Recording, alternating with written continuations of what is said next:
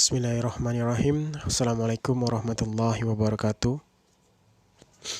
Alhamdulillahirabbil alamin. Assalatu wassalamu ala asrofil anbiya'i wal mursalin Sayyidina wa maulana Muhammadin wa ala alihi wa sahbihi rasulillah ajma'in, amma ba'du. Puji syukur kehadirat Allah subhanahu wa ta'ala yang telah melimpahkan rahmat dan hidayahnya kepada kita semua. InsyaAllah kita semua dalam keadaan sehat walafiat dimanapun saudara berada. Salawat serta salam tak lupa kita sampaikan kepada junjungan kita Nabi besar Muhammad sallallahu alaihi wasallam yang telah membawa kita dari alam kebodohan ke alam yang penuh dengan teknologi yang kita rasakan saat sekarang ini. Baiklah mahasiswa Bapak semuanya, hari ini adalah pertemuan kedua kita ya, karena tapi seharusnya kan pertemuan ketiga, tetapi karena minggu kemarin itu mulai libur awal puasa, jadi ini adalah pertemuan kedua kita. Jadi hari ini saya akan melanjutkan materi perkuliahan ya secara daring.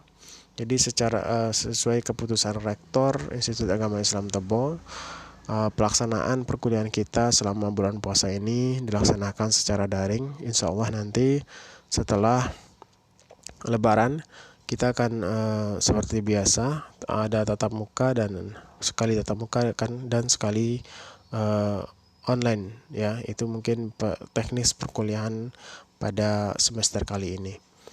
Baiklah mahasiswa Bapak semuanya, dengan tidak memperpanjang mukadimah,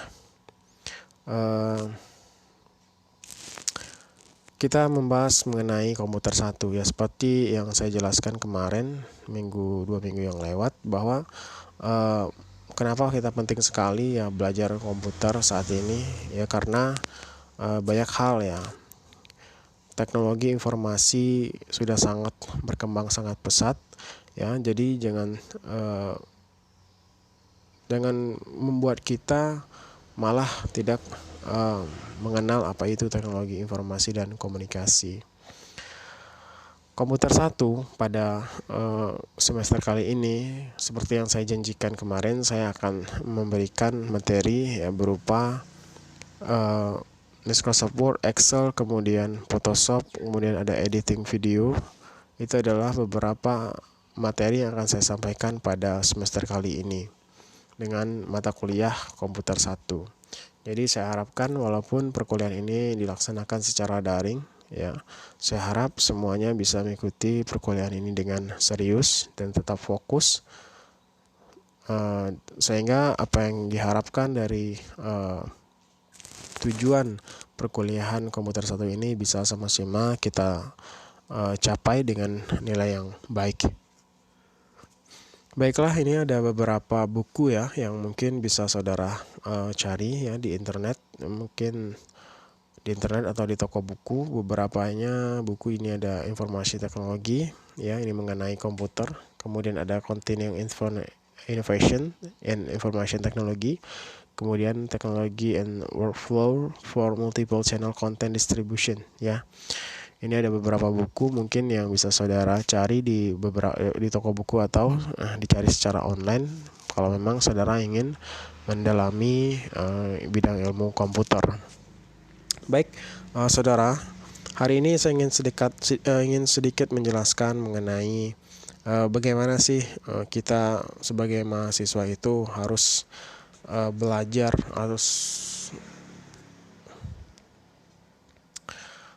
ya. Banyak analogi yang mungkin akan saya jelaskan ya, bisa saudara lihat di layar monitornya ya. Jadi kita mungkin belajar itu dengan penuh rasa tanggung jawab yang bagus ya untuk menggapai sebuah cita-cita. Jadi banyak tipe orang, cara orang belajar itu seperti apa. Dapat dianalogikan dengan beberapa contoh analogi gelas berikut ini. Ya. Ini misalnya seperti analogi gelas kosong. Apa sih analogi gelas kosong? Analogi gelas kosong itu ya digambarkan bahwa kita memang butuh yang namanya ilmu ya. Jadi kita tuh seakan-akan memang nggak ada ilmu sama sekali. Jadi kita siap untuk menerima berbagai ilmu. Nah ini biasanya kita berada saat di SD ya. Kalau memang ilmu itu kita memang sangat butuh sekali untuk mendapatkan berbagai ilmu dari guru-guru kita di SD. Kemudian ada analogi gelas penuh.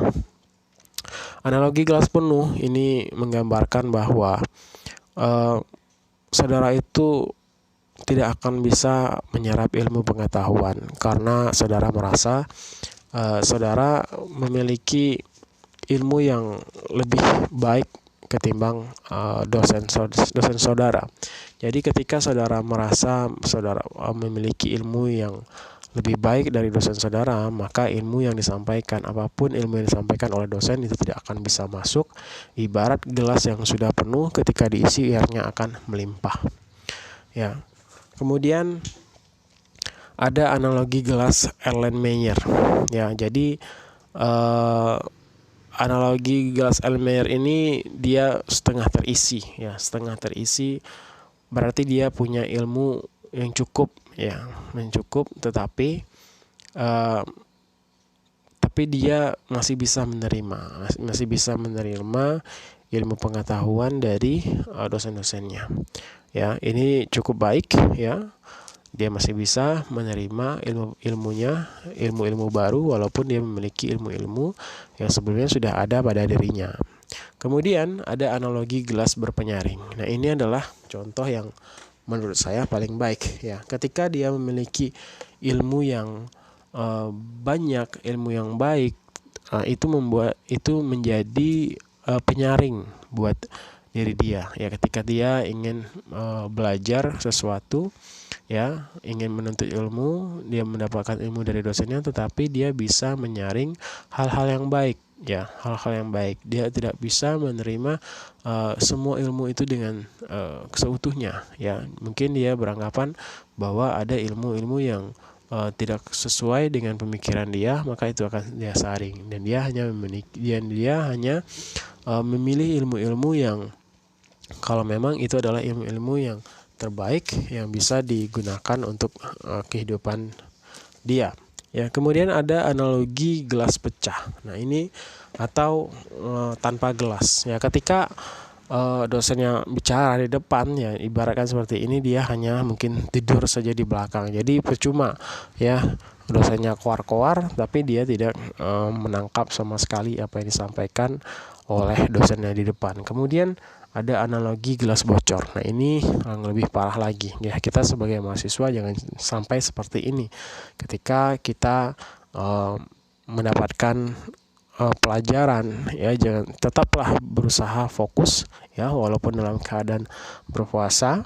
Kita tetap fokus mengikuti perkuliahan secara online atau daring ini. Jangan hanya sekedar melihat video yang diberikan oleh dosennya, tetapi masuk telinga kanan, keluarnya telinga kiri. Ini diibaratkan analogi gelas bocor. Nah, ini adalah hal-hal yang perlu dihindari, ya, oleh setiap mahasiswa. Jadilah gelas berpenyaring, ya, walaupun saudara cukup banyak memiliki ilmu yang sudah saudara dapatkan dari bangku SD, tetapi saudara bisa memilah-milah mana ilmu yang baik saudara gunakan, ya, saudara tangkap, dan nanti bisa saudara gunakan dalam kehidupan keseharian saudara. Kemudian kita memiliki daya ingat yang bermacam-macam, ya. Nah, menurut penelitian ini, menurut Ross Collins and Malcolm Jennicon, akselerasi learning for the 21st century, bahwa daya ingat manusia itu 20% dari apa yang kita dengar, ya.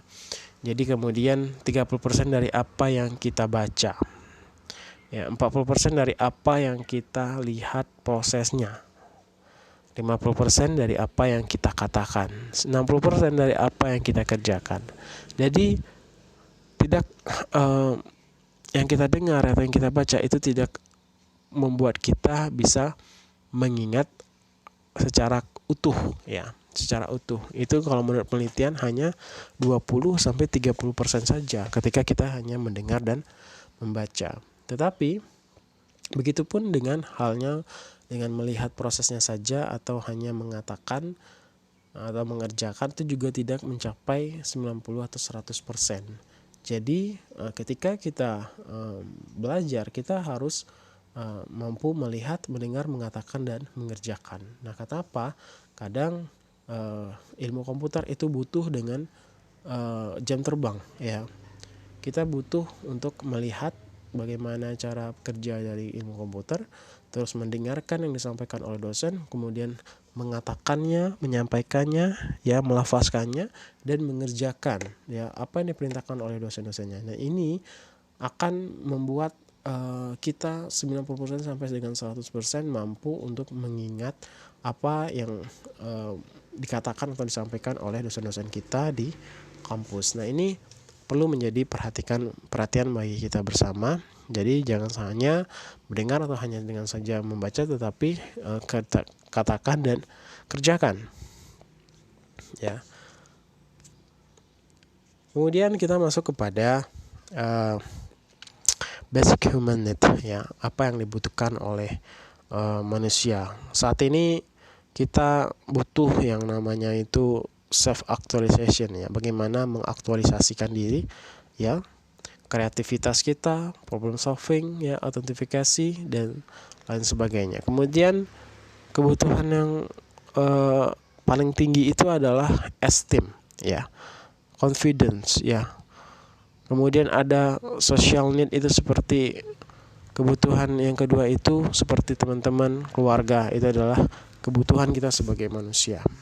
Kemudian pada tahap keempatnya, ya, itu kita butuh yang namanya keamanan dan perlindungan.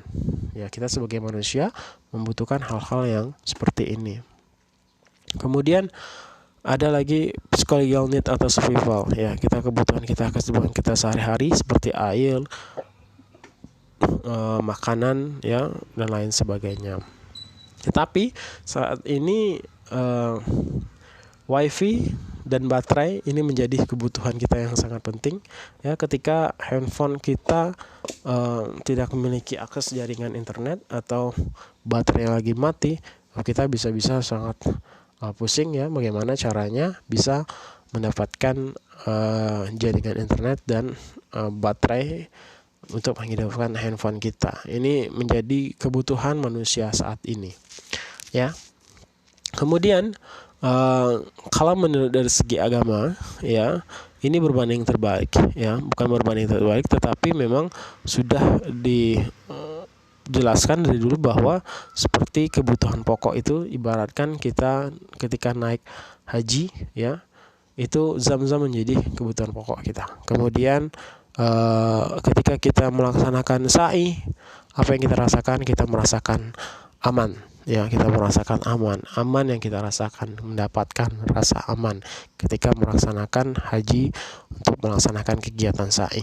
Kemudian ada tawaf, ya, apa yang kita dapatkan ketika melaksanakan haji, yaitu merasa dan mendapatkan rasa kasih sayang, ya. Kemudian pada saat lempar jumroh kita mendapatkan penghargaan, merasa mendapatkan penghargaan, ya, ketika lempar jumroh. Kemudian wukuf, ya, yaitu bagaimana caranya mengaktualisasikan diri.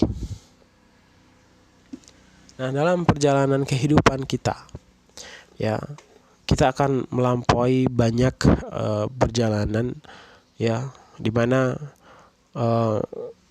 kehidupan kita dari alam ruh ini akan berujung kepada surga dan neraka, ya. Jadi bayangkan ketika dahulu kita hanya berada di dalam ruh, ya, kita disampaikan, kita dimasukkan ke dalam kandungan ibu kita, ya. Setelah 9 bulan 10 hari kita dilahirkan. Sampai dengan saat ini kita masih berada di dunia. Nah, kita sebagai manusia harus menjadi pribadi yang baik, ya, memiliki keinginan terus dapat melaksanakan ibadah yang baik di dunia ini. Kehidupan di dunia itu enggak lama, ya, sebentar. Diibaratkan 100 tahun di dunia, 1000 tahun di dunia, ya itu sama dengan hanya satu hari di akhirat. Jadi dibayangkan saja, kita tidak perlu mengejar dunia ini terlalu berat ya, terlalu berat, karena masih ada yang perlu kita kejar, kehidupan abadi kita di akhirat nanti, yaitu di surga. Ya, kita harus mampu menjadi manusia yang baik, menjadi pribadi yang baik, sehingga kita mendapatkan apa yang kita harapkan, yaitu mati masuk ke dalam surga. Nah, setelah kita di alam dunia, kita akan dimatikan oleh Allah Subhanahu wa Ta'ala. Kita akan dikirim ke dalam alam kubur dan menunggu kapan kehancuran alam semesta itu. Apabila hari kiamat itu sudah tiba, alam kehancuran alam semesta itu sudah datang, baru kita akan dibangkitkan kembali. Ya, maka kita akan dikirimkan ke padang mahsyar. Nah, disinilah kita mengharapkan syafaat dari Allah Subhanahu wa Ta'ala, yaitu pertolongan untuk menyampaikan permohonan kepada Allah. Ya, kita mohon kepada Allah. Apakah kita mendapatkan syafaat beliau ataukah tidak nanti di sana. Kemudian setelah itu kita akan dihisab. Akan diperhitungkan semua amal perbuatan kita.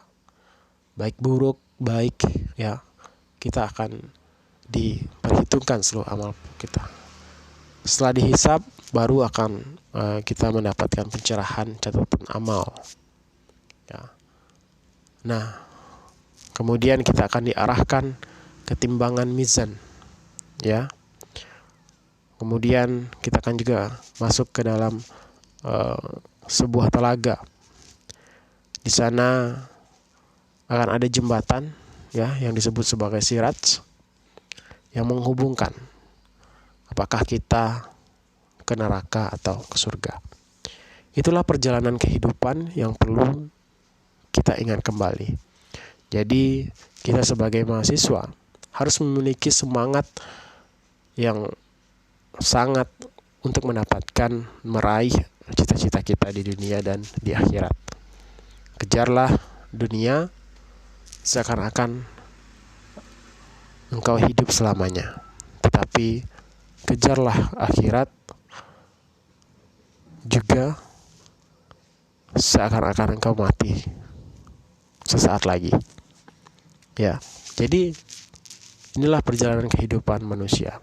Ya, ini adalah pengantar perkuliahan kita komputer 1 sebelum kita masuk kepada materi selanjutnya. Baiklah.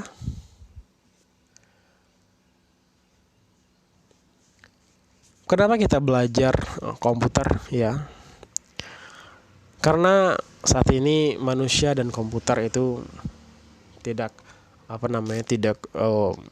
terpisahkan, ya. Komputer terkecil yang saat ini di samping kita adalah gadget kita atau handphone kita, Android kita. Nah, kita sebagai manusia harus memiliki kemampuan untuk menguasai teknologi itu sendiri. Teknologi yang diciptakan oleh orang-orang asing, kita bisa memanfaatkannya dalam kegiatan keagamaan kita, dalam untuk berbuat kebaikan. Ya, berapa banyak saat ini, ya, kita lihat di Facebook, ya, di sosial media banyak iklan-iklan untuk membangun masjid, ya, untuk berinfak, bersedekah, bagaimana meningkatkan amal soleh kita. Ya, jadikanlah teknologi tersebut yang sudah diciptakan oleh orang lain, kita manfaatkan untuk meningkatkan kualitas keimanan kita kepada Allah Subhanahu wa Ta'ala. Kemudian akibat dari globalisasi yang kita rasakan saat sekarang ini, banyak perubahan yang dapat kita rasakan, ya. Yang tadinya mungkin kita bekerja banyak menggunakan peralatan manual, kertas, buku, pena.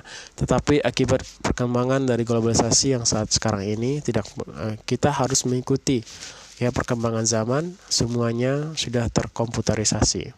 Nah, kenapa saat ini kita butuh yang namanya belajar komputer? Karena memang tuntutannya saat ini kita dihadapkan dengan kenyataan kita butuh belajar komputer agar kita tidak ketinggalan dari bangsa-bangsa yang lainnya.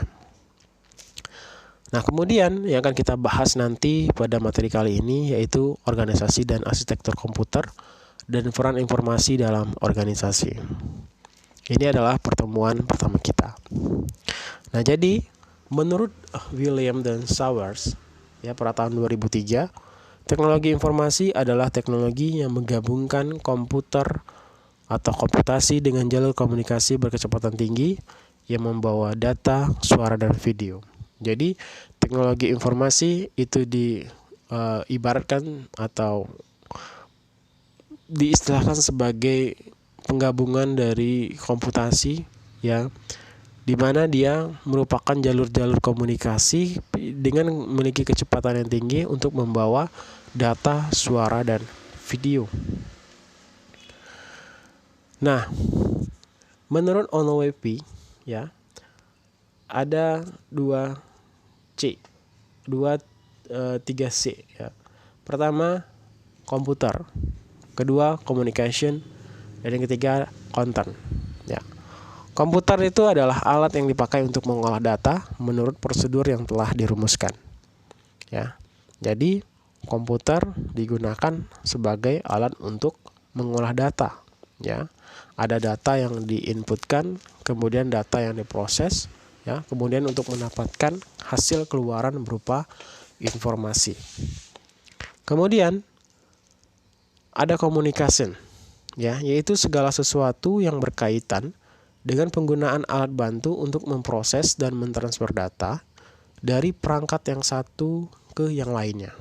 Jadi di dalam komputer itu ada alat komunikasi data yang nantinya berguna untuk mentransfer semua data, baik data video, audio, suara, data, Nah, ini di dalam komputer ada semua alat komunikasinya. Jalur-jalur komunikasi untuk mentransfer semua data tersebut. Kemudian di dalam komputer itu ada namanya content, yaitu informasi yang tersedia melalui media atau produk elektronik.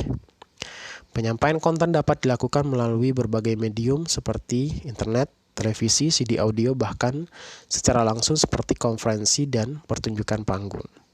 Ini menurut Onowepy. Nah, apa perbedaan antara konten dengan aplikasi? Konten itu seperti data, informasi, dan pengetahuan. Ini merupakan proses di dalam sebuah komputer.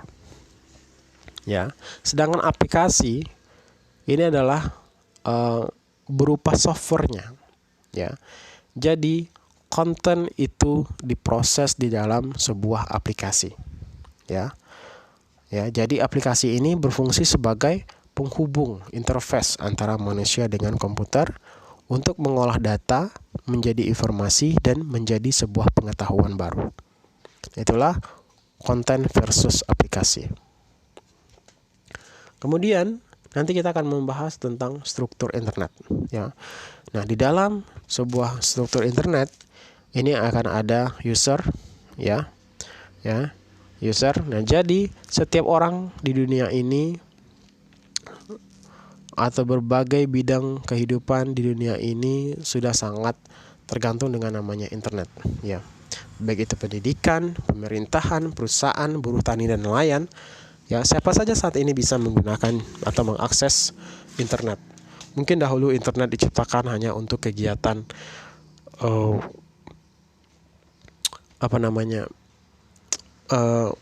pemerintahan atau militer, tetapi saat ini internet sudah digunakan oleh hampir seluruh orang ada di dunia ini menggunakan teknologi internet. Apa saja aplikasi yang ada di internet yang bisa dimanfaatkan seperti website, ya, FTP Void database yang ada di internet, kemudian chatting dan lain sebagainya itu, ya. Ini bisa dimanfaatkan oleh setiap user atau society. Apa saja konten yang ada di dalam internet yang bisa kita dapatkan? Ya, seperti artikel-artikel, laporan penelitian, buku-buku yang bisa kita download, yang bisa kita baca, jurnal-jurnal, berita, ya, profil, CV, banner dan lain sebagainya itu ada semua di dalam internet yang bisa kita manfaatkan. Kita butuh yang namanya komputer, ya, untuk mengakses internet, ya, baik itu laptop, PC, ya, server, embedded service lainnya.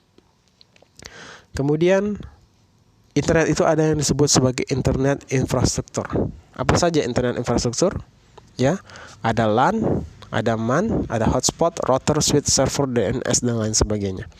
Nah, ini cara kita untuk terhubung dari komputer ke internet. Kita butuh nama jaringan. Ya, jaringan itu ada LAN, local area networking, ada MAN, ada metropolitan area networking, ada hotspot, router, switch, server, DNS dan lain sebagainya. Kemudian ada telekomunikasi infrastruktur. Apa saja di situ? Ada Telkom, ada Telkomsel, Satelindo, ada Lintas Harta, Elektrindo, Indosat dan lain sebagainya. Ya, ini adalah bentuk-bentuk telekomunikasi infrastruktur. Nah, ini adalah struktur internet yang bisa menghubungkan manusia terhadap internet. Ya. Nah,